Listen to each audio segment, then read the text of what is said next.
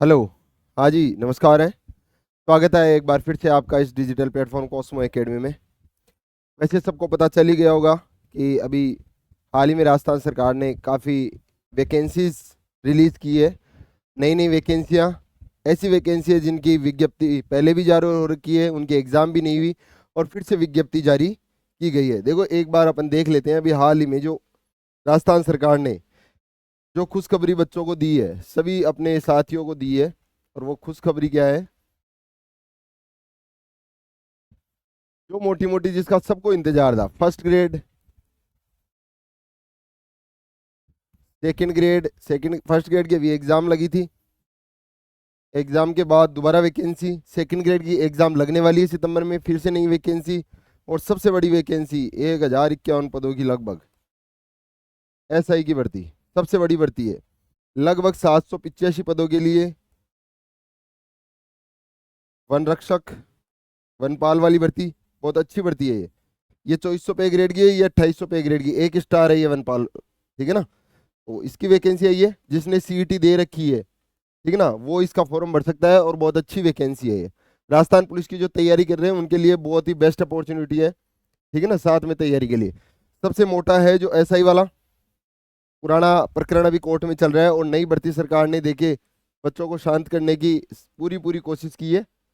और इसमें देखो, सबसे अच्छा ये है जो आरएस वगैरह की तैयारी कर रहे हैं और जिसका प्री नहीं हुआ, किसी कारणवश मेंस नहीं हुआ, या पिछली एसआई भर्ती में रह गए थे, या ईओआरओ भर्ती में रह गए थे, उनके लिए बेस्ट अपॉर्चुनिटी है। थानेदार, बहुत बड़ा रुतबा होता है थानेदार का गांव में, ठीक है ना। तो इसमें भी अलग अलग है, एपीए आर्म फोर्स है, आईबी है, सीबीआई है, सब में अलग अलग वैकेंसीज है इसकी भी। और सबसे ज़्यादा जो वैकेंसी है ये वो जो फील्ड वाले थानेदार है ना, फील्ड में जो लगते हैं एसआई साहब, उनकी है ये सबसे ज़्यादा वैकेंसी, लगभग 850 के लगभग पद है। इसके लिए पढ़ना, वही स्ट्रेटेजी कि किताबें क्या क्या पढ़े, ठीक है ना। एक पेपर होता है जीके जीएस का, और एक पेपर होता है हिंदी का अकेले का, जिसमें संज्ञा सर्वनाम संधि समास उपसर्ग पढ़ते सब कुछ हिंदी में, जितना मैटर आता है ना वो सारा मैटर इसमें आता है, ठीक है ना। तो हिंदी वाले में सबसे ज्यादा मैक्सिमम मार्क्स कवर किए जा सकते हैं, ठीक है ना। तो इसके लिए आप हिंदी वो 9 से 10 वाली व्याकरण वाली किताब और प्रीवियस क्वेश्चंस, और कोई एक स्टैंडर्ड किताब जो भी आप पढ़ना चाहो हिंदी की, ठीक है ना, वो कवर करो। सबसे ज्यादा नंबर इसी में लाया जाता है, इसमें मैक्सिमम पोर्शन नहीं लाया जाता। और जो आरपीएससी स्ट्रेटेजी अपना रही है जीके वाले पोर्शन की, करंट अफेयर वाले, तो उसमें तो फिर से वैसे ही कम हो जाते हैं, क्योंकि ऐसा ही जो आरपीएससी का जो नया पैटर्न है प्रश्न पूछने का, इतिहास, कला, संस्कृति, या कहीं भी जीके जीएस वाले पैटर्न में, वो बहुत ही स्टैंडर्ड होता जा रहा है। तो यहाँ आप श्योरिटी नहीं ला सकते, ठीक है ना, कि कौन सा पोर्शन मजबूत रखे अपना और कौन सा नहीं। लेकिन यहाँ आप श्योरिटी ला सकते हैं हिंदी वाले में, ठीक है ना। तो जीके जीएस के लिए हिंदी ग्रंथ अकादमी की किताबें आती हैं, सफिशियंट है, आराम से उसको बार बार रिविजन करो आप, ठीक है ना। नोट से किसी कोचिंग के तो वो भी पढ़ो, उसके साथ में हिंदी ग्रंथ अकादमी किताबें भी, ठीक है। दूसरा, कुछ करंट वाला मैटर, 10-15 क्वेश्चंस के लगभग करंट आते हैं।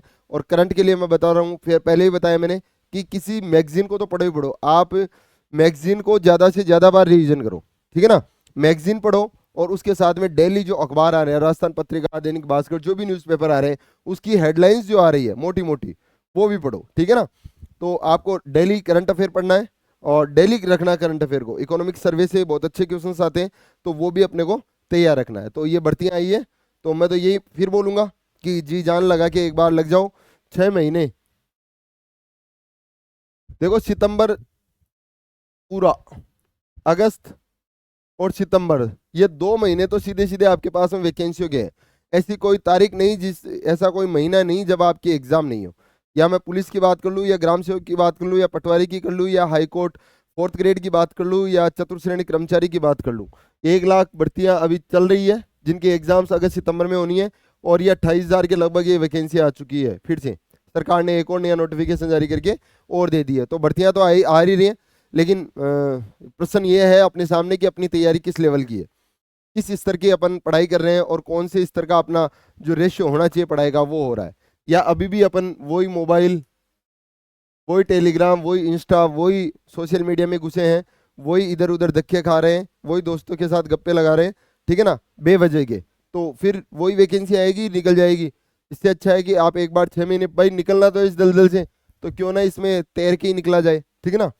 तो आराम से तैयारी करो, 6 महीने जी जान लगा के पढ़ो। जहां से भी जो भी मटेरियल आपको मिल रहा है, जो भी मटेरियल जितना आपको मिल रहा है, सबका कैच करो, सबका अच्छे से नोट्स बनाओ, अच्छे से पढ़ाई करो और एक बार नौकरी लेके निकल जाओ, ठीक है ना। बाकी इसकी एक अलग से भी अपन एक स्ट्रेटेजी और बना लेंगे क्लास की, ठीक है ना, एसआई के लिए और जो भी वैकेंसी आएगी उसकी, ठीक है ना। आज की अपनी क्लास है, अपन जो बात कर रहे थे राजस्थान इतिहास कला संस्कृति वाले पोर्शन की, वो आज की अपनी क्लास है, वो है राजस्थान की भाषा और साहित्य। भाषा और साहित्य ना बोल के मैं इसको बोल सकता हूँ भाषा और बोलियां, राजस्थान की भाषा और बोलियां, ठीक है ना, भाषा या बोलियां, ये टॉपिक है। और ये लगभग सभी में, अगर मैं बात करूं, फोर्थ ग्रेड में भी दिया हुआ है राजस्थान की प्रमुख बोलियां, रीट में भी दिया हुआ है, मास्टर में, पटवारी ग्राम सेवक में तो है ही है, ठीक है ना। और हाई कोर्ट फोर्थ ग्रेड में भी बाकायदा ये टॉपिक अच्छे से मेंशन है कि राजस्थान की बोलियां, बोलियां और साहित्यकार, साहित्य और साहित्यकार, भाषा और साहित्य, ऐसा टॉपिक करके कुछ दिया हुआ है फोर्थ ग्रेड में भी, ठीक है ना। तो वो सारा टॉपिक एक ही है, मोटा मोटा अपन यहाँ भाषा की बात करेंगे। साहित्य, साहित्य एक क्लास हो जाएगी अपनी साहित्य और साहित्यकारों के लिए, ठीक है ना। साहित्य और साहित्यकारों में अपन पढ़ेंगे सूर्यमल मिशन, ठीक है ना, colonel James Tod, J B Grierson, George Abraham Grierson, L P Tessitori, ठीक है ना, विजयदान देथा, कन्हैयालाल सेठिया, ठीक है ना, तो पृथ्वी सिंह, पृथ्वीराज राठौड़। तो ये सारी जो साहित्य और साहित्य वाले हैं ना, उसमें आपको कम से कम 100-200 किताबों के नाम है वो एज इट इज रटने हैं, ठीक है ना। उसमें ना कोई मैं रटा सकता हूँ या कोई टीचर रटा सकता है, आपको वो खुद को पढ़ने होंगे। हाँ, कुछ एक चीजें हैं जो बताई जा सकती है वाले कैसे पढ़ना है, ठीक है ना। तो अपन बात करेंगे एक छोटा सा टॉपिक जहाँ से संभावना पूर्णतः बनती है हर बार आने की, और रीट में तो स्पेशली दिया हुआ है, रीट फोर्थ ग्रेड दोनों में स्पेशली ये टॉपिक दिया हुआ है, और पटवारी ग्राम सेवक में तो इससे क्वेश्चन आता ही आता है, ठीक है ना। तो आज शुरू करते हैं अपन भाषा और बोलियां राजस्थान के संदर्भ में, ठीक है ना। हेडिंग ये है राजस्थान की भाषा और साहित्य या बोलियां, मैं इसको एक नाम और दे दूं, बोलियां। राजस्थान की प्रमुख बोलियां कौन कौन सी है उनके संबंध में आप चर्चा करते हैं। देखो, जब भाषा और बोलियों की बात आती है तो भारतीय संविधान की 8वीं अनुसूची में, 8वीं अनुसूची में कुछ भाषाओं का उल्लेख दिया हुआ है। यानी भाषा का सबसे पहले कोई पूछ ही ले कि भाषाओं का उल्लेख कौन सी अनुसूची में है, 8वीं अनुसूची में। 8वीं अनुसूची में भाषाओं का उल्लेख किया हुआ है कि कितनी भाषाएं भारत में चल रही है अभी। तो जब संविधान लागू हुआ था उस समय भारत में कुल 14 भाषाएं बोली जाती थी, ठीक है ना। लेकिन वर्तमान की परिप्रेक्ष्य में बात करूं तो कुल 22 भाषाएं राजस्थान भारत में बोली जाती है। कितनी? शुरू में 14 थी, अभी 22 है। अगर मैं ये कहूं कि क्या राजस्थान की भाषा को संविधान में दर्जा है, ठीक है ना, तो नहीं है। राजस्थान की भाषा संविधान की 8वीं अनुसूची में शामिल नहीं है। उसके लिए प्रयास किए जा रहे हैं विभिन्न फाउंडेशंस के द्वारा, विभिन्न प्रोग्राम्स के द्वारा। मयड़ भाषा राजस्थान की एक भाषा, अभी जब ये मुद्दा केंद्र के लेवल पे जाता है तो वो इसलिए मना कर देते कि आपके पग पग पे पानी का अंतर है, तो पग पग में ही बोलियां अलग अलग बोली जाती है। मैं यहाँ ढूंढाड़ी बोल रहा हूँ, मैं और कहीं जाऊंगा तो मेवाती बोलूंगा, और कहीं जाऊंगा मालवी बोलूंगा, मारवाड़ी बोलूंगा, मेवाड़ी बोलूंगा, नागौरी बोलूंगा, अलवर में जाऊंगा अलग बोलूंगा मैं, ठीक है ना। तो मेरी राजस्थान वालों की यही विडंबना है कि यहाँ हर एक प्रकार की बोलियां, बहुत सारी बोलियां बोली जाती है। और इवन मैं बात करूँ उन एक जनगणना के अनुसार राजस्थान में लगभग 73 प्रकार की बोलियां बोली जाती है। कितनी? 73, बहुत बड़ा रेशियो है। तो किसी एक को संवैधानिक दर्जा दिया जाना उतना आसान नहीं है, लेकिन फिर भी यहाँ से जो फाउंडेशनों ने मांग की है कि आप सभी को मत दो, एक जो हमारी मोटी मोटी मायड़ भाषा है, राजस्थान की भाषा को मायड़ भाषा का नाम दिया गया है, आप तो इसको संविधान का दर्जा दे दो, संवैधानिक दर्जा दे दो और इसमें शामिल कर लो। तो मायड़ भाषा को संवैधानिक दर्जा और संविधान में अनुसूची में शामिल करने की जो प्रक्रिया है वो चल रही है, और उम्मीद है जल्दी इसको शामिल किया जाएगा, लेकिन वर्तमान में ये शामिल नहीं है, ठीक है ना। अगर मैं बात करूं कि राजस्थान में राजभाषा, अगर राजकार्य जो होता है कौन सी भाषा में होता है, राजस्थान में राजकार्य वो हिंदी भाषा में होता है। और मातृभाषा मैं बोल रहा हूँ ना, मायड़ या राजस्थानी, जिसको संविधान की 8वीं अनुसूची में शामिल करने के लिए प्रयास कर रहे हैं हमारे फाउंडेशन वगैरह जो भी है अलग अलग, ठीक है ना। तो मातृभाषा, मायड़ भाषा और राजस्थानी, ठीक है ना। एक फाउंडेशन भी है चलकोई फाउंडेशन जो अच्छा प्रयास कर रहा है, अपने बहुत विख्यात टीचर है राजस्थान इतिहास कला संस्कृति के, ठीक है ना। तो उनके द्वारा चलाया गया वो फाउंडेशन है, और वो इसी के संविधान में शामिल करने के लिए बार बार प्रयास कर रहे हैं, बार बार उसके प्रोग्राम्स वगैरह आयोजित कर रहे हैं। अगर मैं बात करूं कि राजस्थान की जो भाषा की उत्पत्ति है, उद्भव है, वो कब हुआ, तो राजस्थान की भाषा की उत्पत्ति लगभग 12वीं शताब्दी के अंत तक मानी जाती है। राजस्थान की 12वीं शताब्दी के अंत में मानी, मतलब 1200 सन 1200 के बाद वाला जो पीरियड है, ठीक है ना। तो वो उस समय, लेकिन मैं स्वर्ण काल की बात करूं तो वो लगभग 17वीं शताब्दी के आसपास, यानी 1650 से 1850 सन की बात कर रहा हूं मैं यहाँ, ठीक है ना। तो ये जो सन रहा 1650 से 1850 वाला, ठीक है ना, ये स्वर्ण काल शताब्दी वाला है, ठीक है ना। तो ये स्वर्ण काल रहा। कोई सीधा सीधा मुझे राजस्थान का स्वर्ण काल कौन सा है, तो 17वीं शताब्दी है तो वो सही है, 1650 1850 आए तो वो सही है। उद्भव की बात करूँ तो 12वीं शताब्दी के अंदर, ठीक है ना। फिर वही बात, उद्भव की बात करता हूँ, यानी मैं उत्पत्ति की बात करता हूँ। राजस्थान की उत्पत्ति किससे मानी जाती है, सीधा सीधा कोई पूछ ले तो वहां ऑप्शन में अगर भारोपीय भाषा है तो वो राजस्थान की उत्पत्ति का मुख्य केंद्र माना जाता है, ठीक है ना। और उसमें भी मैं बात करूं कि सोर से नहीं, प्राकृत और गुजरी अपभ्रंश से। वैसे क्वेश्चन ये यहाँ से आता है, राजस्थान की उत्पत्ति किस कहाँ से मानी जाती है, तो भारोपीय भाषा के गुजरी अपभ्रंश से, या गुजरी ना देके सोर से नहीं अपभ्रंश दे दे, तो राजस्थानी भाषा की उत्पत्ति भारोपीय भाषा से, सोर से नहीं के गुजरी अपभ्रंश से मानी जाती है, ठीक है ना। इतना याद रखना अपने को, ठीक है ना। यही चीजें देखो, भारोपीय भाषा पाली और संस्कृत उस समय की प्रचलित दो भाषाएं थी। मैं बात करूं पाली बोलने में महाराष्ट्री, मगधी और सोसनी, इसके 3 रूप माने जाते हैं। महाराष्ट्री महाराष्ट्र के आसपास वाले इलाके में, सौराष्ट्री सौराष्ट्र के तट के आसपास वाले इलाके में, और सोरसेनी जो मुख्यतः अपने गुजरात और राजस्थान में उत्पत्ति हुई उसकी, गुजरी अपभ्रंश की, ठीक है ना।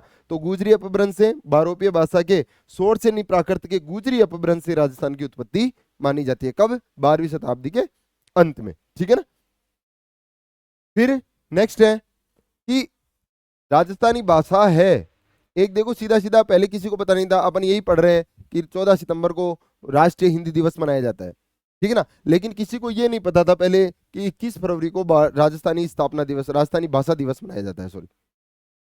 ये तो तब हाईलाइट हुआ जब कृषि पर्यवेक्षक 2021 में जब ये पहली बार क्वेश्चन पूछा गया कि राजस्थानी भाषा दिवस कब मनाया जाता है, तो अपने को याद रखना है, हो सकता है फिर से कहीं दोबारा अपना इसका पाना पड़ जाए, 21 फरवरी को राजस्थान भाषा स्थापना दिवस मनाया जाता है, ठीक ना। मैं अभी बात कर रहा था कि राजस्थान में पग पग पे पानी का चेंज है और पग पग पे बोलियों का चेंज है। आप 1-1, 2-2 किलोमीटर के अंतर पे पानी का बदलाव देखेंगे, कहीं लवणीय है, कहीं क्षारीय है, कहीं मीठा है, कहीं और नमकीन है। तो वैसे ही राजस्थान में पग पग पे बोलियों का अंतर है। आप यहाँ रहोगे कोई और बोली सुनोगे, आप थोड़ा सा आगे जाओगे और कोई दूसरी बोली सुनाई देगी। तो इसी प्रकार एक जनगणना के अनुसार 1900, ठीक है ना, 73 प्रकार की बोलियां हैं उस राजस्थान में बोली जाती है। ये क्वेश्चन भी आया हुआ है, राजस्थान में एक अनुमान के अनुसार राजस्थान में कुल कितनी बोलियां बोली जाती है, तो कितनी बोली जाती है, 73। हालांकि अपन तो कुछ एक को जानते हैं और उन्हीं को पढ़ेंगे अपन, तो सभी की अपने को वो सोर्स भी उपलब्ध नहीं है। सर्वाधिक अगर कोई बोली जाती है या राजस्थान की अगर प्रधान बोली है, राजस्थान की प्रधान और मानक बोली है, तो अपन बोलते हैं ना मारवाड़ी, ठीक है ना। कौन सी है, मारवाड़ी। मारवाड़ वाला इलाका सबसे बड़ा है क्षेत्रफल के हिसाब से भी, जनसंख्या के हिसाब से, ठीक है ना। तो राजस्थान की मुख्य बोली मारवाड़ी, ठीक है ना। बोले जाने के आधार पर राजस्थानी भाषा का स्थान, कि राजस्थानी भाषा बोली जा रही है, मायड़ राजस्थानी मारवाड़ी भाषा मरु भाषा में बोल रहे हैं, तो वो उसका कौन सा स्थान है भारत में, तो भारत में उसका 7वां स्थान है और विश्व के हिसाब से 16वां स्थान है। यानी इतने आदमी हैं विश्व में 16वें नंबर की सबसे ज्यादा बोले जाने वाली बोली है ये राजस्थानी, और भारत में वो 7वें नंबर पे आती है। लेकिन फिर भी उसको संविधान की 8वीं सूची में शामिल नहीं किया गया, जो कि एक अभी तक विडंबना है, ठीक है ना। तो ये अपने को याद रखना है, ठीक है ना। ये याद रखना है कि भारत में तो ये 7वां नंबर और विश्व लेवल पे 16वां नंबर, 16वें नंबर की है, और भारत में इसको 7वां नंबर अव्वल दर्जा दिया गया है, ठीक है ना, बोले जाने की। यानी 7वें नंबर की सबसे ज्यादा बोली जाने वाली बोली है राजस्थानी भाषा। बात की अपन ने कितनी बोलियां, 73 बोलियां बोली जाती है। 21 फरवरी को राजस्थान भाषा दिवस मनाया जाता है, ठीक है ना। और उत्पत्ति भारोपीय भाषा के सोरसेनी प्राकृत के गुजरी अपभ्रंश से इसकी उत्पत्ति मानी जाती है, ठीक है ना। अगर मैं बात करूं राजस्थानी भाषा की लिपि की, तो लिपि है वो देवनागरी, महाजनी या बनियावटी। देवनागरी लिपि, ठीक है ना, और उसी को कहते हैं महाजनी, और उसी का एक नाम है जो बढ़िया काम में लेते हैं, बनियावटी, ठीक है ना। तो ये राजस्थान की मुख्य लिपि है। आगे भारत लेवल पे भी देवनागरी लिपि ही चलती है। और अक्षरों की बात करें तो एक मुड़िया अक्षर, और मुड़िया अक्षर की स्पेशलिटी क्या है, इसमें किसी मात्रा का प्रयोग नहीं है, बिना मात्रा के, ठीक है ना। और इसके जनक कौन है, टोडरमल, ठीक है ना। टोडरमल कौन थे पता है, टोडरमल वही अकबर वाले, अकबर शेरशाह सूरी के दरबारी, पहले शेरशाह सूरी के काल में थे, फिर शेरशाह सूरी के जाने के बाद अकबर के पास में आ गए, ठीक है ना। उनके दरबारी विद्वान थे, बहुत ज्यादा अर्थशास्त्री थे, ठीक है ना, जानकार। तो अपने को याद क्या रखना है, एक तो भाषा दिवस कि कब आता है राजस्थानी भाषा दिवस, एक बोले जाने के आधार पर राजस्थान में कुल कितनी बोलियां बोली जाती है? 73। ये अपने को याद रखना है भाई, ठीक है ना। यहाँ वही चीजें हैं जो अपने को याद रखनी है, वही नोट्स में है। राजस्थानी भाषा वही विश्व में 16वां स्थान, भारत में 7वां स्थान। लिपि कौन सी है पूछा गया बार बार अक्सर, ये अभी तक पूछा नहीं गया है।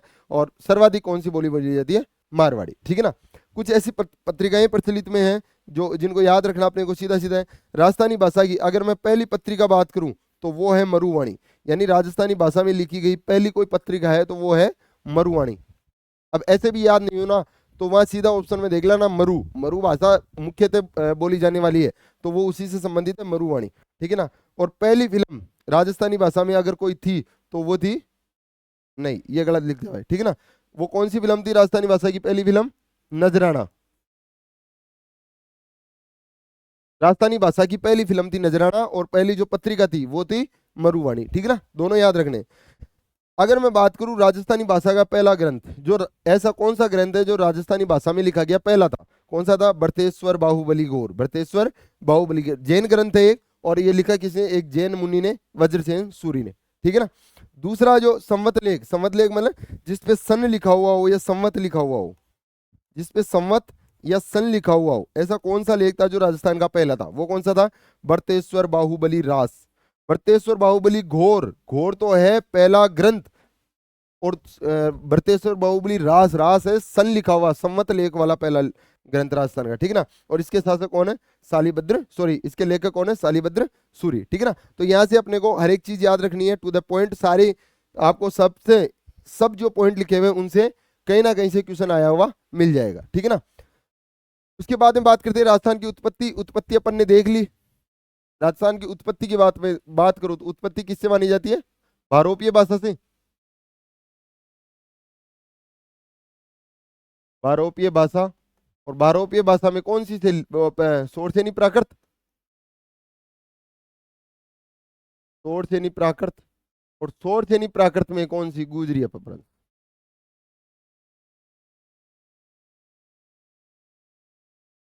गुजरी अपभ्रंश, ठीक है ना।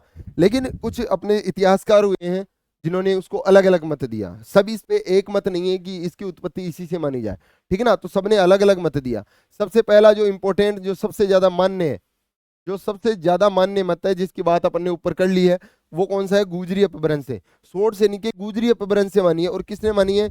के एन मुंशी और मोतीलाल मेनारिया, दो इतिहासकार के एन मुंशी और मोतीलाल मेनारिया, इन्होंने कहा है कि राजस्थान की भाषा की जो उत्पत्ति है वो सोर से निके गुजरी अपभ्रंश से हुई है, ठीक है ना। तो ये सबसे ज्यादा जो उपयुक्त और मान्य मत था वो यही था। लेकिन गुजरी में केवल गुजरी बताया इन्होंने, लेकिन ये एलपी टेस्टोरी जो इतिहासकार थे इटली के, वो मानते हैं कि राजस्थानी भाषा की जो उत्पत्ति है वो सोर से नहीं अपभ्रंश से हुई है। अपन तो पूरा पढ़ रहे हैं कि भारोपीय भाषा के सोर से नहीं प्राकृत के गुजरी अपभ्रंश से राजस्थान की उत्पत्ति मानी जाती है। लेकिन ये साहब कहते हैं मेनारिया जी और मुंशी जी, देखो गुजरी अपभ्रंश एम याद रख लें, मेनारिया मुंशी, मेनारिया मुंशी ने गुजरी अपभ्रंश दिया, और सोर से नहीं अपभ्रंश किसने कहा? टेसिटोरी ने। और टेसिटोरी ने कहा कि राजस्थान की उत्पत्ति है वो सोर से नहीं अपभ्रंश से मानी जाती है। और दो प्रकार की भाषाएं राजस्थान में उस समय प्रचलन में, यानी राजस्थानी भाषाओं को कितने भागों में डिवाइड किया? तो एलपी टेस्टोरी ने कितने भागों में डिवाइड किया राजस्थानी भाषा को? दो भागों में। और दो कौन से? एक पूर्वी वाली और एक पश्चिम वाली, बस दो ही भाषाएं हैं, बाकी कुछ नहीं है।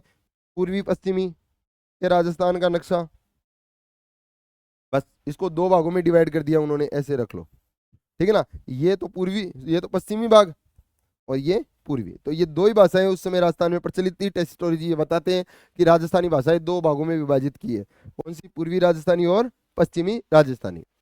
तीसरा जो उन्होंने मत था वो नागर अपभ्रंश से, ठीक है ना, नागरी शैली से जिन्होंने माना वो थे जॉर्ज अब्राहम गियर्सन, बहुत ही विख्यात इतिहासकार, और पुरुषोत्तम लाल मेनानिया। ये देखो क्वेश्चन यहां से तो आया नहीं सीधा सीधा, क्वेश्चन तो यहां से आया हुआ है ये वाला।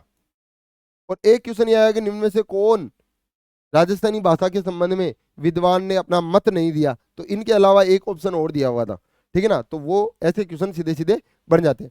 तो नागर अपभ्रंश से कौन मानते हैं? जॉर्ज अब्राहम गियर्सन और पुरुषोत्तम लाल मेनारिया। जैसे एलपी टेस्टोरी ने दो भागों में बांटा राजस्थानी भाषा को, वैसे ही जॉर्ज अब्राहम गियर्सन ने राजस्थानी भाषा को 5 भागों में बांटा, ठीक है ना। उसकी भी अपन चर्चा कर लेते, एक पश्चिम में, एक दक्षिण में, एक तो इधर, एक इधर, ठीक है ना। एक तो ये हो गया। एक जो तीसरी भाषा थी वो ये वाली उत्तर पूर्वी, 3 हो गई। चौथी कौन सी थी? दक्षिणी पूर्वी, ये लो साहब दक्षिणी पूर्वी। और 1 और 5 आ गई मध्य पूर्वी, ये वाला इलाका, सॉरी हाँ ये वाला इलाका, ठीक है ना, ये मध्य पूर्वी। तो ये 5 भाषाओं में इसको डिवाइड किया है जॉर्ज अब्राहम गियर्सन ने। बहुत विख्यात इतिहासकार हैं, इनकी कुछ चीजें किताबें भी पढ़ेंगे अपन, जिसमें इसने सबसे पहली बार राजस्थानी भाषा का विभाजन भी किया, ठीक है ना। तो एलपी टेस्टोरी ने तो 2 भागों में बांटा, पूर्वी और पश्चिमी राजस्थान, और जॉर्ज अब्राहम गियर्सन ने 5 भागों में बांटा। कौन कौन से? पश्चिम और दक्षिण, उत्तर पूर्व, दक्षिण पूर्व और मध्य पूर्व। बस सीधे याद रखना, ये 2 याद रख लेना, पश्चिम और दक्षिण, ठीक है ना। दूसरा उत्तर पूर्व, दक्षिण पूर्व, और एक ये वाला इलाका मध्य पूर्व वाला, ठीक है ना। तो ये 5 भाग जॉर्ज अब्राहम गियर्सन वाले याद रखने। और अंतिम जो सौराष्ट्रीय अपभ्रंश है जिन्होंने माना है, अपन ने 3 पढ़ा था ना, प्राकृतिक जो अपभ्रंश थे उसके 3, महाराष्ट्रीय, सौराष्ट्रीय और सोरसेनी। तो उसी का एक तो सोरसेनी पढ़ लिया अपन ने, एक है महाराष्ट्रीय अपभ्रंश। और सुनीति कुमार चटर्जी जो इतिहासकार थे, ठीक है ना, उन्होंने सौराष्ट्रीय अपभ्रंश राजस्थान की उत्पत्ति का केंद्र माना है, ठीक है ना। तो ये उत्पत्ति के संबंध में विचार जो अभी तक तो हालांकि इतना पूछा नहीं गया इसके डीपली में, लेकिन हो सकता है पूछ ले, ठीक है ना। तो अपने को सब चीजें याद होनी चाहिए, ये तो याद होना ही चाहिए क्योंकि ये तो बार बार पूछे गए हैं ये दोनों, तो ठीक है ना। तो ये दोनों याद होनी चाहिए। 2 भाग किसने बताए? 5 भाग किसने बताया? 2 एलपी 2 और गियर्सन जी ने 5 भाग बढ़ रहे हैं, ठीक है ना। वो 5 भाग अपन अभी देखेंगे, ठीक है ना।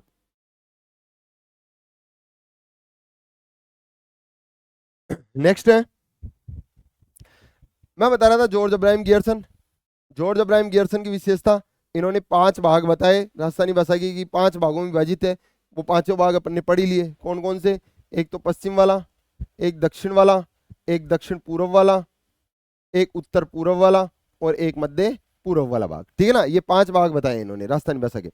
इनकी 2 बुक्स प्रसिद्ध है और वेरी वेरी इंपॉर्टेंट है दोनों, दोनों बहुत ज्यादा इंपॉर्टेंट है। दोनों से क्वेश्चन सीधा सीधा पुटअप हुआ हुआ है।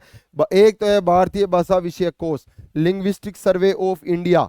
ये नाम दोनों का एक ही है, दोनों लगभग एक ही किताब है, लेकिन ये जो जब इसका पहला भाग 1908 में प्रकाशित हुआ और दूसरा 1912 में, इसकी विशेषता ये है कि जब पहली बार 1908 में ये प्रकाशित हुआ इस नाम से, भारतीय भाषा विषय कोश, ठीक है ना, तब इसने पहली बार कहा कि राजस्थानी शब्द का प्रयोग किया राजस्थानी भाषा के लिए। राजस्थानी भाषा के लिए राजस्थानी शब्द का पहली बार प्रयोग जॉर्ज अब्राहम गियर्सन ने अपनी किताब भारतीय भाषा विषय कोश में 1908 में किया। ऐसी की ऐसी लाइन याद होनी चाहिए आपको, ठीक है ना। दूसरी किताब है linguistic survey of India, linguistic मतलब भाषा विज्ञान, उसका सर्वे, भारत में भाषा विज्ञान का सर्वे, ठीक है ना। 1912 की वो किताब जिसमें सबसे पहली बार राजस्थानी भाषा का वैज्ञानिक विभाजन किया, और विभाजन करके कितनी भाषाएं बताए? 5 भागों में विभाजित किया इसने। 1908 की उसकी किताब भारतीय भाषा विषय कोश, उसमें उसने कहा कि राजस्थानी भाषा को पहली बार राजस्थानी भाषा नाम दिया, इसे समझो। दूसरा 1912 की वो किताब लिंग्विस्टिक सर्वे ऑफ इंडिया, जिसमें उसने पहली बार राजस्थानी भाषा का वैज्ञानिक रूप से विभाजन किया, और विभाजित कितने भागों में किया? 5 भागों में, ठीक है ना। वो 5 भाग अपन ने पढ़ी लिए, याद रखने। 2 चीजें, राजस्थानी भाषा की शैलियां कौन सी है? भाई गियर्सन जी ने क्या बताया था कि 2 भाषाएं, पूर्वी राजस्थानी और पश्चिमी राजस्थानी, 2 भाषाएं। मैं इसी आधार पे 2 शैलियां आपको याद करवा देते हैं। पश्चिम वाले में डिंगल शैली चल रही थी उस समय, और जो पूर्व इलाके में प्रचलित थी वो पिंगल शैली थी राजस्थान की। मारवाड़ी वाला जो इलाका है ना पश्चिम वाला, वहां तो कौन सी शैली थी? डिंगल शैली। और जो पश्चिम में था वहां कौन सी शैली थी? पिंगल शैली। दोनों में अंतर क्या है? देखो पश्चिमी राजस्थान में चारण बहुत ज्यादा थे। आप बीकानेर में देखोगे तो बीकानेर के एक राजा थे, उन्होंने चारण साहित्य को बढ़ावा देने के लिए एक कला का वो लेखक अपॉइंट किया था, ठीक है ना, विदेशी लेखक एलपी टेस्टोरी, ठीक है ना। उसकी तो कर्मस्थली बीकानेर है, चारण साहित्य को बहुत बढ़ावा दिया उन्होंने, ठीक है ना। तो पश्चिमी राजस्थान में जिन्होंने काम किया सबसे ज्यादा वो थे चारण। इन्होंने डिंगल में सबसे ज्यादा, और डिंगल की विशेषता क्या थी? डिंगल की विशेषता क्या कि ये गीत रूप में था, यानी गीत रूप में कुछ भी चीजें लिखनी होती थी तो चारण गीत रूप में लिखते थे। लेकिन पिंगल में क्या होता था? पिंगल में है वो छंद के रूप में लिखे थे, छंद, पद, पद जैसे चौपाइयों वाले पद होते ना, वैसे पद लिखे जाते थे। और वो लिखते कौन थे? भाटों द्वारा लिखा गया है सबसे ज्यादा। पूर्वी राजस्थान में भाट, पश्चिमी राजस्थान में डिंगल वाले में चारण। चारणों ने क्या लिखा? गीत में लिखा, और भाटों ने कैसे लिखा? उसको छंद और पदों के रूप में लिखा, ठीक है ना। अब जैसे राजस्थान में साहित्य की मुख्य शैली यही डिंगली मानी जाती है। सर्वाधिक साहित्य लेखन इसी में हुआ है और पहली बार प्रयोग इसका पिंगल शिरोमणि। पिंगल शिरोमणि किसकी किताब है? कुशल लाभ की, ठीक है ना। उसमें सबसे पहली बार डिंगल भाषा का प्रयोग। हालांकि डिंगल शब्द का प्रयोग अगर कोई पूछ ले कि डिंगल शब्द का प्रयोग किसका सबसे पहले किस में हुआ, तो कुकवि बत्तीसी में। याद रखना भाई, अगर मैं करूं डिंगल का शैली के रूप में सबसे पहला प्रयोग, तो आपको पिंगल शिरोमणि कुशल लाभ की पिंगल शिरोमणि याद रखनी। लेकिन मैं कहूं डिंगल शब्द का पहली बार प्रयोग, तो कुकवि बत्तीसी में, ठीक है ना। और यह रचना किसकी है? बांकीदास, मान सिंह के दरबारी थे, जोधपुर जो महाराजा मान सिंह थे उसके बहुत बड़े दरबारी थे बांकीदास जी, उनकी रचना है कुकवि बत्तीसी। तो डिंगल शब्द का सबसे पहली बार प्रयोग है वो कुकवि बत्तीसी में मिलता है, ठीक है ना। गीत रूप में लिख दिया, जैसे कुछ राज रूपक, नाग दामड़ा, और भी कोई किताब है जो डिंगल में, जो पश्चिम वाली है, आपको ऑटोमेटिक पता चल जाएगा डिंगल में पिंगल में। पिंगल की पृथ्वीराज रासो, वंशवास्कर और हमी रासो, जो ये रणथंभौर वाला इलाका है, ठीक है ना, उस उधर उसके आसपास पूर्वी जो इलाका है, उधर जो साहित्य लेखन है वो पिंगल शैली में हुआ, और पश्चिम में जो साहित्य लेखन है वो डिंगल शैली में हुआ। ये याद रखना आपको सीधा सीधा, ठीक है ना।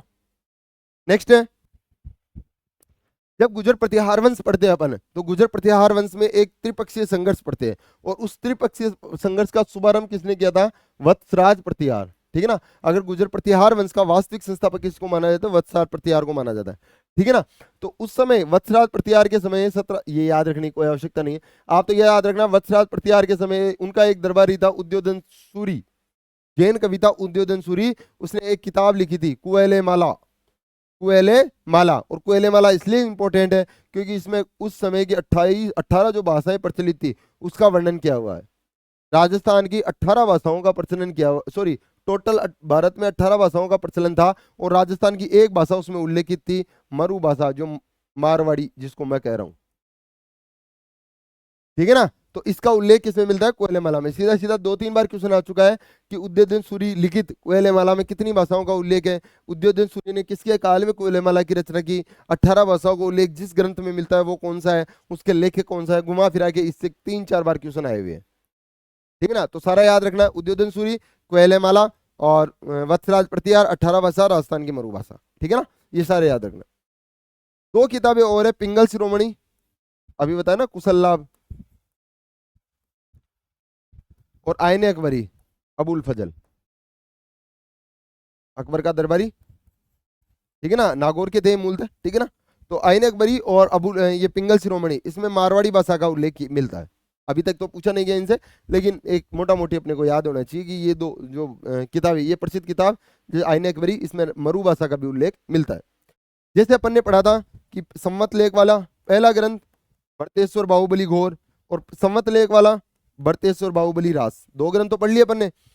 अब तीसरा शिवचंद्र बतिया, एक कलाकार राजस्थान के, इनको राजस्थान का भारतेंदु कहा जाता है, शिवचंद्र बतिया, उसके 3 ग्रंथ हैं और वो तीनों इंपॉर्टेंट है, विश्रांति प्रवास, केसर विलास, कनक सुंदरी, और ये एक पाठ का जंजाल, ठीक है ना, सारे पूछे गए एग्जाम में। और इंपॉर्टेंट इसीलिए, विश्रांति प्रवास राजस्थानी भाषा की प्रथम कहानी विश्रांति प्रवास, केसर विलास राजस्थानी भाषा का प्रथम नाटक, और कनक सुंदरी राजस्थानी भाषा का प्रथम उपन्यास, ठीक है ना। तो पहला पहला जो भी है राजस्थानी भाषा में लिखा गया, सारे इंपॉर्टेंट है। अब याद करने, सुंदरी आधा नए, उपन्यास आधा नए, ठीक है ना। तो ऐसे याद करना, कनक सुंदरी, केसर विलास, केसर विलास में नाटक पूरा, यहाँ कोई आधा शब्द नहीं है, वहां भी नाटक में आधा शब्द नहीं है, ऐसे याद रखना, ठीक है ना। विश्राम किसको दिया जाता है? कहानियां किसकी होती है? प्रवासियों की। विश्राम किसको दिया जाता है? किसी कहानी को एक विश्राम देके फिर से दोहराया जाता है, और कहानियां किसकी होती है? प्रवासियों की, ठीक है ना। तो प्रवासियों की तो कहानी यानी विश्रांति प्रवास तो क्या होगा? पहली कहानी। और केसर विलास कोई आधा नए नहीं है तो पूरा नए, तो नाटक विलास, और आधा नए उपन्यास में तो कनक सुंदरी, ठीक है ना। ऐसे ही याद किया हुआ मैंने भी, आप भी ऐसे ही जोड़ तोड़ के इसको याद कर लें, याद होना चाहिए, लेकिन कैसे भी अपने को तो वहाँ ऐसे ए आ जाए ऑप्शन में तो वहाँ टिक लगाना है बस, ठीक है ना, ज्यादा रामायण अपने को याद नहीं करनी। और इसका एक अन्य जो रचना है वो है पाठ का जंजाल, ये भी पूछा गया एग्जाम में, ठीक है ना। नेक्स्ट है, अब देखो अपन ने क्या देखा, अभी जो मोटी मोटी अपन ने बात की बोलियों की, राजस्थानी बोली, उत्पत्ति, उत्पत्ति अपन ने देख ली कब? 12वीं शताब्दी के अंत में। अगर मैं इसका गोल्डन पीरियड देखूं, स्वर्ण काल देखूं, तो वो 1650 से 1880 वाला पीरियड, ठीक है ना, 1850 वाला। किससे मानी जाती है इसकी उत्पत्ति? बारोपीय भाषा से। और बारोपीय भाषा में भी कौन सा, शोरसेनी अपभ्रंश। शोरसेनी अपभ्रंश में कौन सा, गुजरी। शोरसेनी प्राकृत में भी गुजरी अपभ्रंश से मानी जाती है, ठीक है ना। फिर दूसरा, कितनी बोलियां बोली जाती है, 73 बोलियां कुल। 21 फरवरी को दिवस मनाया जाता है, राजस्थानी भाषा दिवस, ठीक है ना। और 2 शैलियां हैं, टिंगल और पिंगल, अपन ने पढ़ी ली। टिंगल जो पश्चिमी राजस्थान वाली, और पिंगल जो पूर्वी राजस्थान में प्रचलित है, साहित्य की शैलियां, ठीक है ना। प्रधान बोली। फिर नेक्स्ट अपने क्या देखा, 2 भागों में इसको डिवाइड किया कि किसने, एलपी ने। कौन था, टेसिटोरी जी, चांद साहित्य को बढ़ावा देने वाले, ठीक है ना, बीकानेर के। और 5 भागों में किसने बांटा इसको, जॉर्ज अब्राहम गियर्सन ने, जॉर्ज अब्राहम गियर्सन ने, ठीक है ना। फिर George Abraham Gierson, George Abraham Gierson फिर क्या चीज देखा अपन ने, जॉर्ज अब्राहम गियर्सन की 2 किताबें, और वो 2 किताबें कौन सी, एक तो भारतीय भाषा विषय कोश, भारतीय भाषा विषय कोश 1908 वाली, जिसमें पहली बार राजस्थानी भाषा के लिए राजस्थानी शब्द यूज में आया। और एक किताब और कौन सी, लिंग्विस्टिक सर्वे ऑफ इंडिया 1912 वाली। दोनों के सन भी याद होनी चाहिए आपको, सन भी पूछे गए भाई, ठीक है ना। तो 1912 वाली, और इसमें क्या था, पहली बार वैज्ञानिक विभाजन, राजस्थानी भाषा का पहली बार वैज्ञानिक विभाजन इस किताब में इन्होंने किया, ठीक है ना। और क्या बच गया, हाँ एक और बच गया, वज्रसेन सूरी वाला, वज्रसेन सूरी किताब कोयलेमाला। और कोयलेमाला में कितनी, 18 भाषाओं का उल्लेख, और उसमें भी कौन सी, मरु भाषा राजस्थान वाली, उसका उल्लेख है। वज्रसेन सूरी वत्सराज प्रतिहार के समय, ठीक है ना। ये मुख्य मुख्य बातें अपन ने पढ़ी, सारी टू द पॉइंट अपने को याद होनी चाहिए। अब अपन पढ़ेंगे राजस्थान की कौन कौन सी ऐसी मुख्य बोलियां हैं जो राजस्थान में बोली जाती है, और उनकी उपबोलियां कौन कौन सी है, उनका क्षेत्र कौन कौन सी है वो बोलनी है। अगर किसी का प्रभाव है किसी विशेष शैली का, तो वो भी अपने को यहाँ देखनी है। सबसे पहले जो मुख्य बोली आती है, मारवाड़ी, राजस्थान की प्रधान बोली। अपन ने देखा ही प्रधान बोली कौन सी है, मारवाड़ी। ये देखो, राजस्थान की प्रधान और मानक बोली मारवाड़ी है। इसका इसको को प्राचीन मरु भाषा या मरुवाणी, ठीक है ना। और इसका साहित्य रूप डिंगल, पश्चिमी राजस्थान वाले का साहित्य रूप डिंगल ही था, अपन ने देख लिया। क्षेत्र वही मारवाड़ वाला इलाका, मारवाड़ वाला इलाका। अगर मैं बात करूं शुद्ध मारवाड़ी कहाँ बोली जाती है, शुद्ध मारवाड़ी इलाका कौन सा है भाई, जोधपुर के आसपास, जोधपुर और उसके आसपास वाला इलाका, ठीक है ना। शुद्ध मारवाड़ी कहाँ बोली जाती है, जोधपुर और उसके आसपास विशुद्ध मारवाड़ी बोली जाती है। क्वेश्चन आया हुआ है, ठीक है ना। इसकी अधिकांश साहित्य इसी में हुआ। और मैं भाषा अगर शैली की बात करूं, तो अधिकांश साहित्य किस शैली में लिखा गया, डिंगल में। ये भी याद होना चाहिए, मारवाड़ी तो भाषा बोली और डिंगल शैली, ठीक है ना। विशेषता, मांड राग सोटा छंद, मांड राग गाने की एक कला है, मांड राग सोटा छंद, छंदों के रूप में गाना, ठीक है ना। सोटा राग आप देखना, कभी कभी भजन वगैरह गाते हैं ना, तो वो इनका प्रयोग करते हैं, रुक रुक के गाते हैं, कुछ पंक्तियां बोल दिए, कुछ छंद बोल दिए, फिर उसका अर्थ समझाते हैं, फिर दोबारा एक छंद बोलते हैं। तो उसके ये इसकी मुख्य विशेषता है, ठीक है ना। ये याद रखना अपने को। अब इंपॉर्टेंट जो है अपने को याद क्या रखना है, जो सबसे ज्यादा टिपिकल है वो है उपबोलियां। इसकी उपबोलियां कौन कौन सी है, उपबोलियां याद रखने का जुगाड़ मैंने बनाया हुआ है यहाँ पर। कोई एक आदमी थे देवगौड़ा जी, और उनका नाम था SD देवगौड़ा। पूरा नाम क्या था, SD देवगौड़ा इनका पूरा नाम था।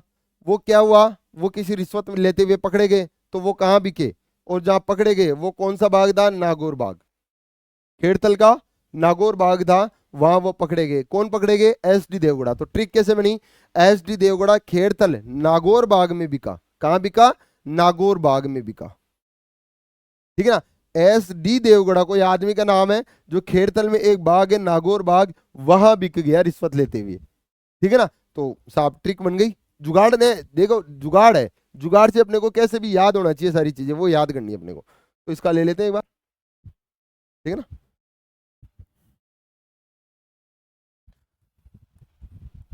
SD देवगौड़ा,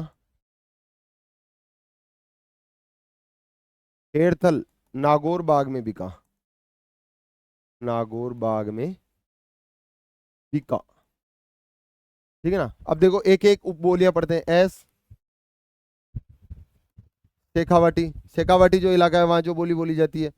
डी डाटकी, डाटकी या मैं इसको कह दूं डाटी। और ये बाड़मेर वाला जो इलाका है, बाड़मेर या उसके आसपास वाला इलाका, वहां बोली जाती है मुख्यतः देवगौड़ा, देवड़ावाटी, ये बोली जाती है मुख्यतः सिरोही वाले इलाके में। ठीक है ना। गोडा, गोडवाड़ी, ठीक है ना। गोडवाड़ी, गोडवाड़ क्षेत्र भूगोल में पढ़ते हैं ना, गोडवाड़ क्षेत्र। और गोडवाड़ क्षेत्र कौन सा है, ये देखो लिख देते हैं इसे, गोडवाड़ क्षेत्र। और गोडवाड़ क्षेत्र कौन कौन सा,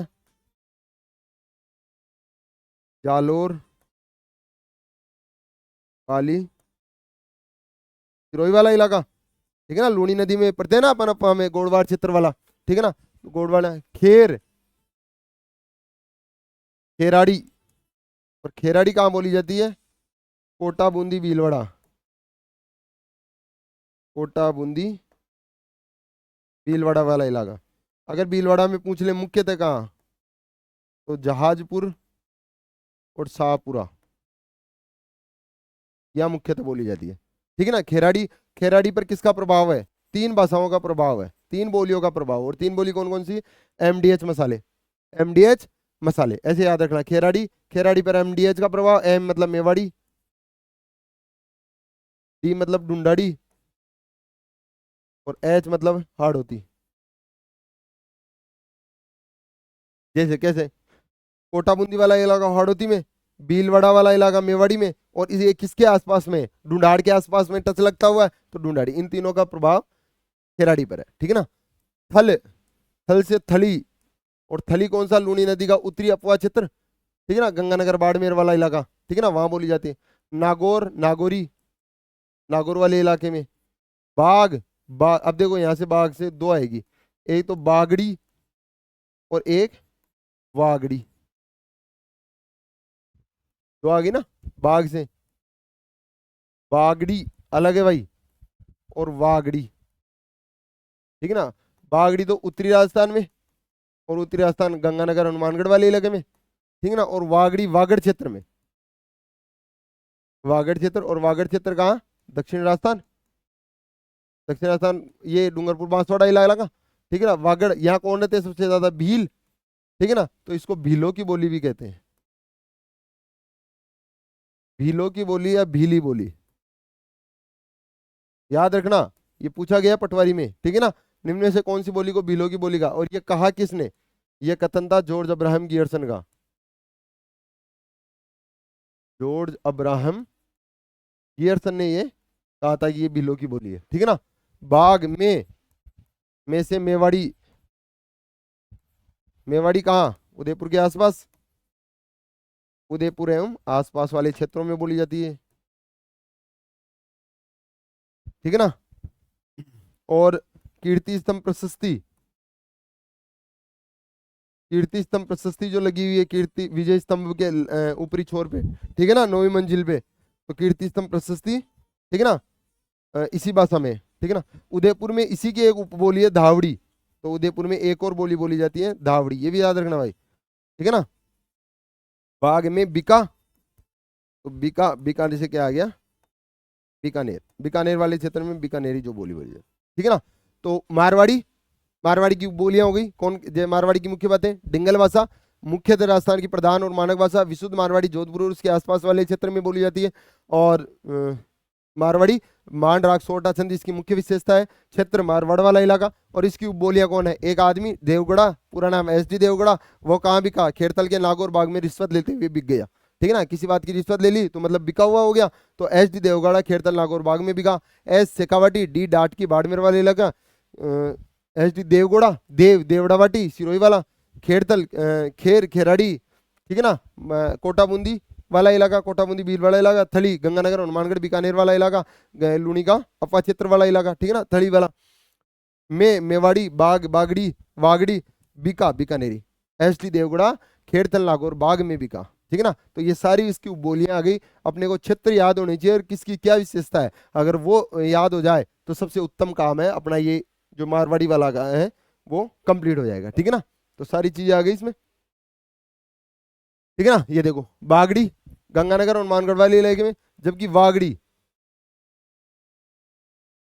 ठीक है ना, वागड़ी बाग वाला, ठीक है ना, बाग में बीका, बीका वो लिख लो यहाँ पर। ठीक है ना। बीका से बीकानेर वाला इलाका, बीकानेरी, ठीक है ना, बीकानेर और उसके आसपास,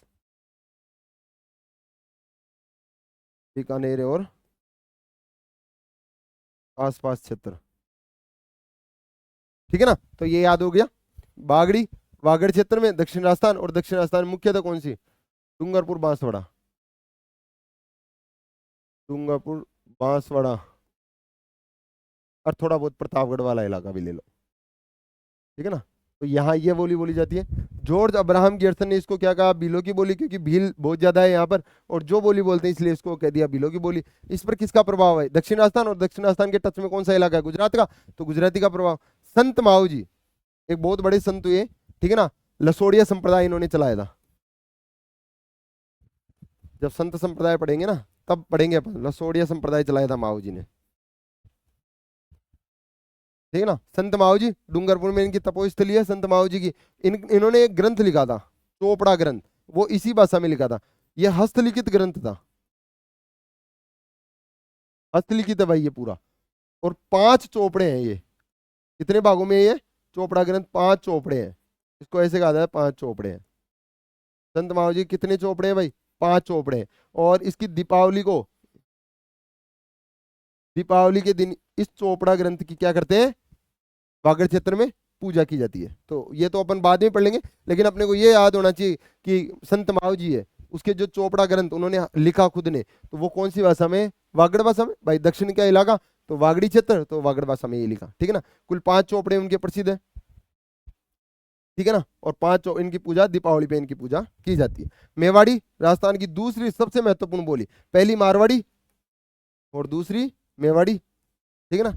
उदयपुर और उसके आसपास वाले क्षेत्रों में बोली जाती है। और अन्य उदयपुर की एक और अन्य बोली है, कौन सी है, दावड़ी। ठीक है ना। एक दावड़िया प्रथा भी है। जब संस्कृति पढ़ेंगे अपन तो उसमें एक आएगा दावड़िया प्रथा, जो मोहनलाल सुखाड़िया ने समाप्त की थी। ठीक है ना। मुख्यमंत्री थे उस समय मोहनलाल सुखाड़िया, उन्होंने इस प्रथा को समाप्त किया था।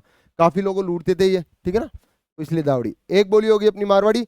दूसरी है ढूंढाड़ी। ढूंढाड़ी, ढूंढाड़ क्षेत्र भाई, ढूंढ नदी के किनारे वाला जो क्षेत्र था, जयपुर के आसपास वाला इलाका था, वो ढूंढ नदी के भाव वाला क्षेत्र था। तो उस क्षेत्र को क्या कह दिया, ढूंढाड़ी क्षेत्र, जहां कछुओं का राज रहा। ठीक है ना। इसी को देखो, ढूंढाड़ी, ढूंढ नदी वाला इलाका। ठीक है ना। तो ढूंढाड़ क्षेत्र।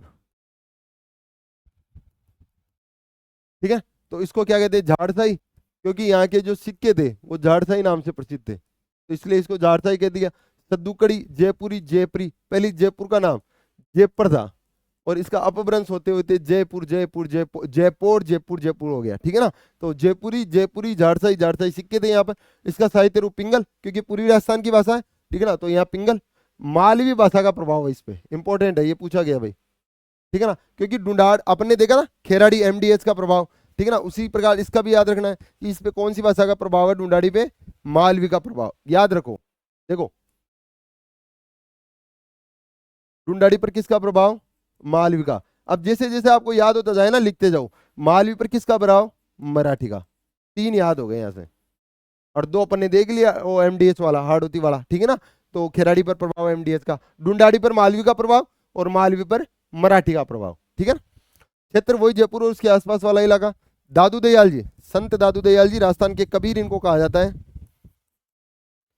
राजस्थान का कबीर इनको कहा जाता है। हालांकि इनकी जन्म स्थली है वो गुजरात है, लेकिन वो राजस्थान के बहुत बड़े संत हैं, और इनका एक प्रसिद्ध धाम भी है नरना, ठीक है ना, जहाँ दादू दयाल का वो स्मारक बना हुआ है। ठीक है ना। तो उसके शिष्य दादू जी और उनके जितने भी शिष्य थे, ठीक है ना, संत दास जी वगैरह जो भी थे, उन्होंने अपनी जो भी रचनाएं लिखी, वो ढूंढाड़ी या सदुकड़ी भाषा मिलेगी। आपको ढूंढाड़ी ना मिलके सदुकड़ी वहां ज्यादा मिलेगा, तो सदुकड़ी, ढूंढाड़ी, जयपुरी, झाड़साई एक ही बात है। तो दादू दयाल जी और उनके शिष्यों ने कौन सी भाषा में रचना की? ढूंढाड़ी में। जबकि संत माओ जी ने कौन सी में की? वागड़ी भाषा में। ठीक है ना, ऐसे याद रखना है। 8 गुजरी एक प्राचीनतम ग्रंथ है जिसमें इसका प्राचीन सबसे पहले उल्लेख मिलता है। वही बात कि इसकी भी उपबोलियां याद रखनी है अपने को, तो ये लो साहब इसकी भी उपबोलियां याद रख देते। वहां तो क्या था, एच डी देवगुड़ा नाम का आदमी खेरतल नागौर बाग में बिका था, तो वहां याद कर लिया था। अब कौन था? राजा ने, राजा थे, एक चोर था। उस चोर को राजा बार बार मना कर रहा था कि तू चोरी मत कर भाई। भाई कोई आदमी एक बार लत लग जाए तो उसको मना ही कर सकते हैं, अपन समझा सकते हैं भाई ये काम मत करे तू, ये अपने लखनऊ का नहीं है, तू मत कर इसको, बार बार टोकते ही है अपन। तो राजा ने किसको टोका? चोर को। टोका याद कर लो, टोका से तोका याद हो जाएगा। ठीक है ना? क्या टोका और क्या कहा उसने कि तू यहाँ मत रह, तू जिसको ढूंढ रहा ना तू यहाँ मत आ, बार बार तू एक आदमी से मिल। और वो आदमी कहाँ है? वो आदमी कौन है? नागर किशन। और वो कहाँ है? अजमेर में है। ठीक है, यानी राजा ने किसी चोर को टोका, टोक दिया किसी बात पे कि तू बार बार यहाँ मत आ, तू कहाँ जा? नागर किशन के पास जा, उस आदमी से मिल तू। भाई तेरा चोरी तू कर रहा है, ठीक है, तुझे चोरी छोड़नी है, तो चोर बोलता है मैं क्या करूं? तो राजा ने उसको टोक दिया, कह दिया क्या कि तू एक आदमी से मिल, वो तेरे को इसमें आसानी कर सकता है। ठीक है, अपने को किसके पास जाना है? नागर किशन के पास चलना है। और वो नागर किशन वो बोलता है कहाँ है? 6 कोड़े भाई वो, तो वो कहाँ है? अजमेर में है। ठीक है ना, तो ये ट्रिक बन गई। राजा ने चोर को टोका, नागर किशन अजमेर में है। आ जाओ, राजा से राजावाटी। राजावाटी कहाँ? जयपुर और दौसा वाले क्षेत्र में, जयपुर दौसा के आसपास वाला इलाका। जा जगरोती, जगरोती कहाँ? करौली वाला इलाका। देख लेना एज इट इज, ये क्वेश्चन यहीं से बने हुए हैं सीधे सीधे, प्रीवियस उठा के देख लेना। चोर, चौरासी, चौरासी कौन सा? जयपुर टोंक वाला इलाका। जयपुर टोंक में कौन सी बोली बोली जाती है? चौरासी। कोटोका, कोसा आइलैंड यहाँ पे। ठीक है ना, कोसा आइलैंड, केसा आइलैंड। तोरावाटी, तोरावाटी कौन कौन सा इलाका? तोरावाटी इलाका किसको कहते हैं? कातली नदी क्षेत्र को, कातली नदी के अपुआ क्षेत्र को, अपुआ क्षेत्र को तोरावाटी कहता है, तोरावाटी कहलाता है। और ये क्षेत्र जहाँ ये भाषा बोली जाती है मुख्यतः, बोली कहाँ? झुंझुनू, नीम का थाना के आसपास। और एक जयपुर का अगर ले ले तो विराटनगर। ठीक है ना, झुंझुनू, नीम का थाना, विराटनगर, इसके आसपास तोरावाटी बोली बोली जाती है। क्योंकि कातली नदी के जो अफवाह क्षेत्र है जहां जहां वो बहती है उस क्षेत्र को तोरावाटी क्षेत्र कहते हैं। ठीक है ना। का से क्या आ गया? काठेड़ी।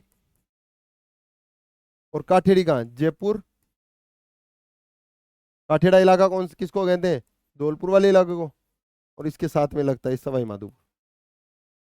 ठीक है ना, जयपुर, धौलपुर और सवाई माधोपुर, वहां कौन सी बोली बोली जाती है? काठेड़ी, काठेड़ वाला क्षेत्र। ठीक है ना।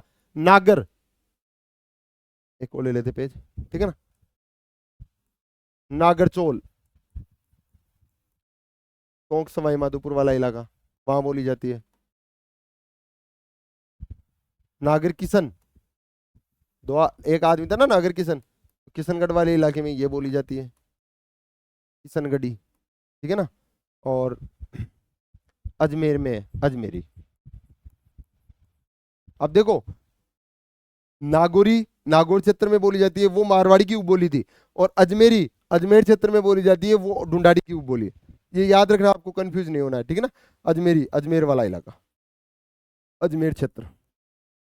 ठीक है ना, किशनगढ़ी, किशनगढ़ क्षेत्र,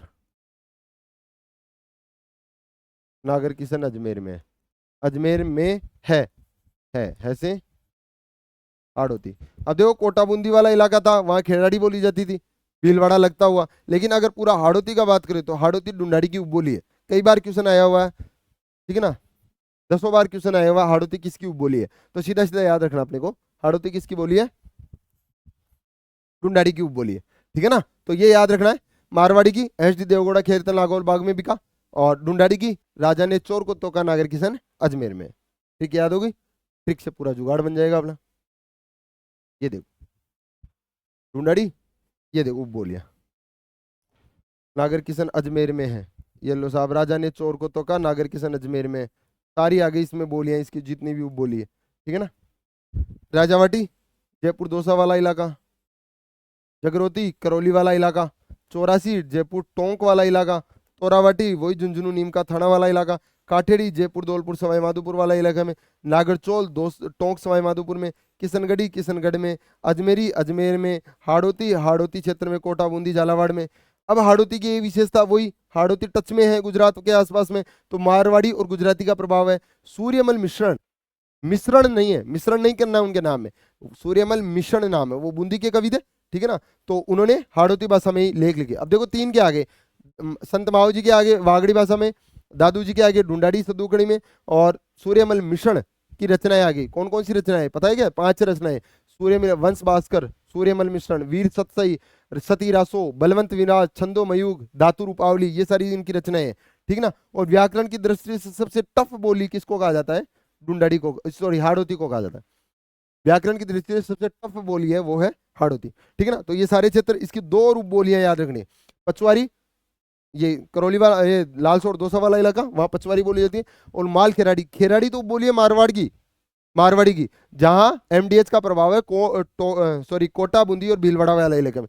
लेकिन माल खेराड़ी है वो मालपुरा में बोली जाती है, ये याद रखना, ठीक है ना। और वो बोली है ढूंढाड़ी की, ठीक है ना। तो 2 बोलियां होगी, मारवाड़ी होगी, मुख्य विशेषता होगी उसकी, रूप बोली होगी। विशेषता कई बार पूछ भी ले, नहीं भी पूछे, लेकिन इसकी जो उप बोलियां है ये बार बार पूछा गया, ठीक है ना। चाहे वो मारवाड़ी वाली हो चाहे ढूंढाड़ी वाली हो, ठीक है ना। 2 हो गई कंप्लीट, 2 और बचती है। तीसरी है नेक्स्ट मेवाती। देखो मेवाती वाला वही, जैसे ढूंढाड़ी का ढूंढ वाले ढूंढ नदी का इलाका ढूंढाड़ कहलाता है, वैसे तोरावटी का कातिल नदी का जो अफवा क्षेत्र है वो तोरावटी कहलाता है। गोडवाड़ी और थली का लूणी नदी का अफवा क्षेत्र है वो वाला इलाका। ऐसे ही मेवाती कौन सा? मेवात वाला इलाका।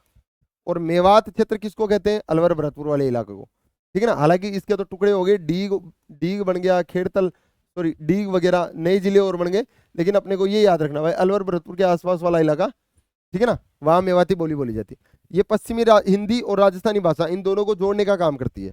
यानी यूपी वाले जब बोलते हैं तो जो भरतपुर वाले अलवर वाले इलाके के जो बोलते हैं ना आदमी, उनमें वो लहजा रहता है, यानी ब्रज का प्रभाव रहता है। भाई अलवर, वो यूपी वाला मथुरा वो वाला जो इलाका है वृंदावन, वो इनके टच में है, तो वहां से ब्रज का जो मिश्रण है वो इसमें मिलता है, ठीक है ना। तो ब्रज भाषा का प्रभाव है, और वो हिंदी और राजस्थानी को जोड़ने का काम मेवाती वाले करते हैं, ठीक है ना। लालदासी संप्रदाय और चरणदासी संप्रदाय, लालदास जी और चरणदास जी, ऐसे ही लिख लो इसको, लालदास जी और चरणदास जी, इनकी जो रचनाएं हैं और इनके जो शिष्य थे उनकी जो रचनाएं हैं वो किसमें है? मेवाती में, ठीक है ना। अब देखो फिर से एक और ले लेते हैं अपन टॉपिक। देखो सूर्यमल मिश्रण, सूर्यमल मिश्रण, इनकी रचना किसमें है? हाड़ौती में। संत माओ जी, संत माओ जी की रचना वागड़ी भाषा में, ठीक है ना। और लालदासी और चरणदास जी, इनकी किसमें? मेवाती में। दादू जी और उनके शिष्यों की रचनाएं वो किसमें? सदुकड़ी ढूंढाड़ी में, ठीक है ना। तो ऐसे याद रखने अपने को, ठीक है ना। ये कॉलम बनता जाएगा अपने को और चीजें याद होती जाएगी अपना आप, ठीक है ना। इसकी बोलियां देखनी है, 2 की देख ली, तीसरी की भी देख लेंगे साहब, आसान है, ज्यादा जुगाड़ लगाने नहीं है। राठी कठेर महेटा, ठे वाले मेवाती, तो ठे वाले जो भी है राठी कठेर महेटा नहेड़ा और याद रख लेना, ठीक है ना।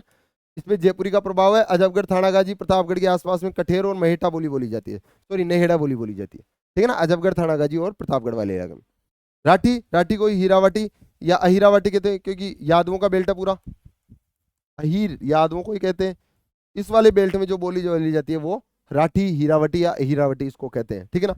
वही हमीर रासो अली बख्शी ख्याल इसी में लिखे गए हैं, ठीक है ना। और बहर और मुंडाड़ वाला इलाका इनके लिए प्रसिद्ध है। तो इसकी बोलियां कौन सी होगी? राठी कटेर महेटा और नहेड़ा, ठीक है ना, राठी कठेर मेटा नेड़ा, याद हो जाएगी एक बार, एक दो बार याद करने से, ठीक है ना।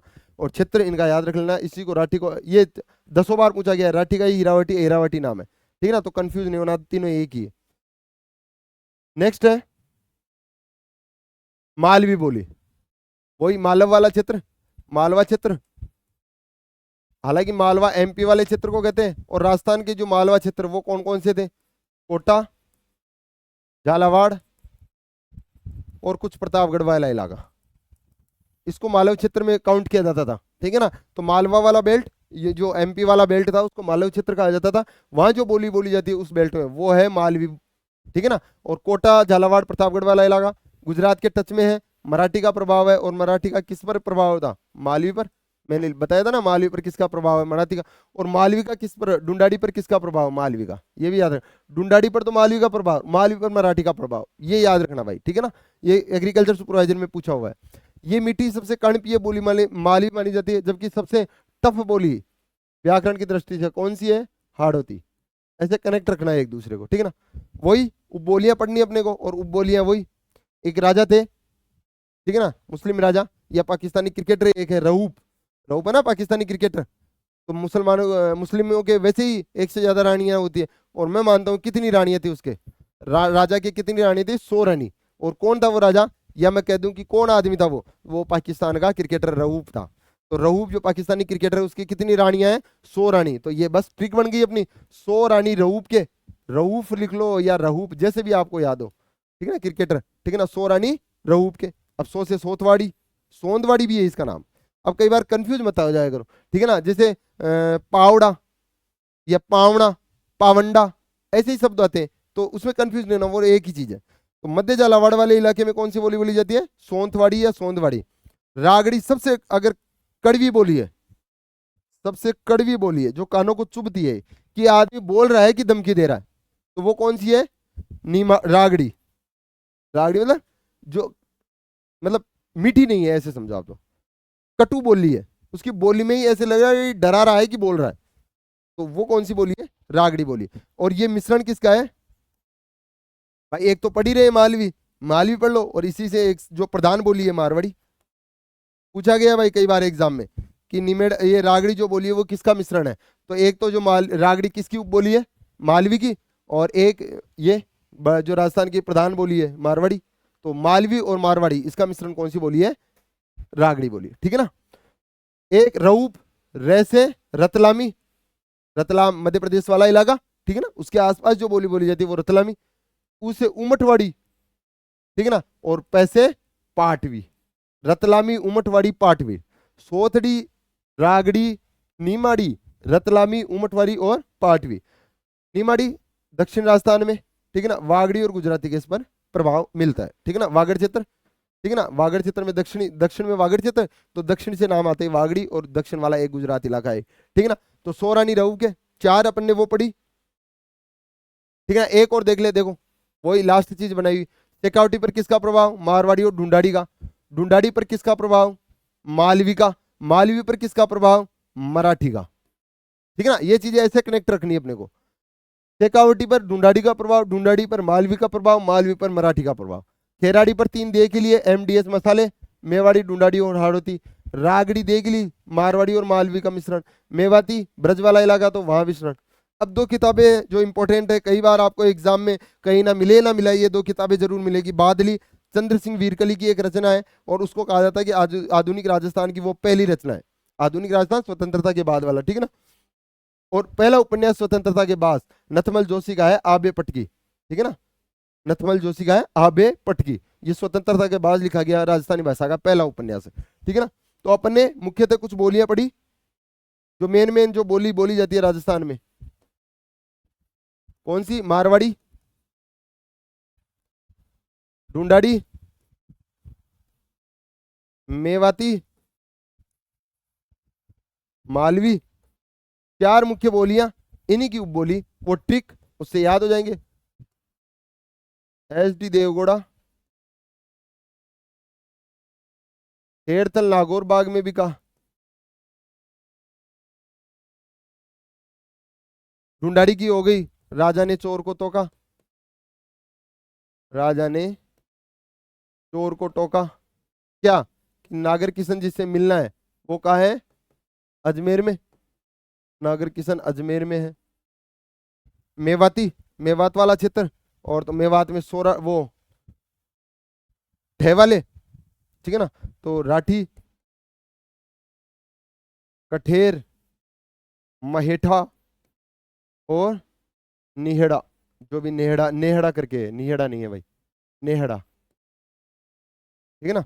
और मालवी, क्रिकेटर रहूब की कितनी रानियां है, 100 रानी, किसके है, रहूब के, 100 रानी रहूब के, ठीक है ना। तो ये सारी अपनी जो मुख्य मुख्य बोलियां थी, वैसे कुल 73 है, लेकिन अपने को सारी याद नहीं, याद भी नहीं हो सकती, और कहीं से इसका सोर्स भी नहीं है। बाकायदा जो जहाँ से क्वेश्चन आज तक पुटअप हुए हैं वही अपने को तो एग्जाम और पॉइंट के व्यू से अपने को पढ़ना है। तो मारवाड़ी, ढूंढाड़ी, मेवाती और मालवे, यहीं से क्वेश्चन आए हैं। इनसे ज्यादा बाहर क्वेश्चन अभी तक तो गया नहीं है। बाकी वही मेरा एक ही कथन है कि अभी तक तो क्वेश्चन बाहर नहीं है, आने वाला का कोई कुछ कह नहीं सकता, ग्रंथ में से भी बाहर आ सकते हैं, ठीक है ना। तो सफिशियंट है ये मैटर।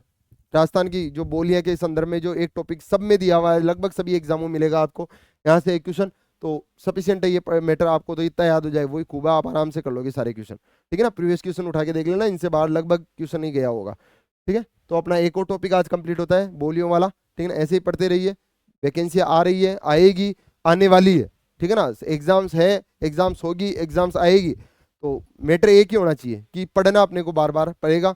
पढ़ने के अलावा उस दलदल से निकलने का कोई उचित कारण नहीं है कि अपन ना पढ़े, पढ़ना तो पड़ेगा। आप इस दलदल में घुसी गए हो तो क्यों ना तैर के निकला जाए, आराम से नौकरी ली जाए, ठीक है ना। तो बार बार रिवीजन, बार बार अभ्यास, बार बार पढ़ना किताबें, ठीक है ना। आपको इससे बाहर निकालने का एकमात्र सोर्स है। मोहब्बत हो तो किताबों से, किसी इश्क में क्यों अपनी जिंदगी खराब की जाए, ठीक है ना। तो क्यों किसी एक आदमी के भरोसे अपनी जिंदगी खराब की जाए, मोहब्बत हो तो इश्क से हो, ताकि निकले तो एक महक के निकले, क्योंकि वो महक ही है। रोजगारी में, आप बेरोजगारी में रोजगार मिलना एक महक जैसा ही है। आप रोजगार लगो, 1000 आदमी आपको पहचानने लग जाएंगे, सत्य है, ठीक है ना। आप किसी के प्यार में पागल हो जाओ, कोई नहीं पहचानेगा आपको, पड़ा रहे अकेला अकेला दुकेला रोता रहे, ठीक है ना, वहाँ कोई सोर्स नहीं है। तो यहाँ दिमाग लगाओ, आसानी से नौकरी लो और इस बेरोजगारी से निकलो। धन्यवाद, मिलते हैं अगली क्लास में।